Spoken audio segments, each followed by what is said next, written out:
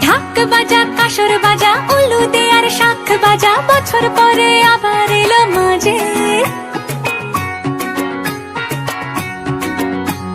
পুজো পুজো গন্ধ নিয়ে নতুন গানের ছন্দ নিয়ে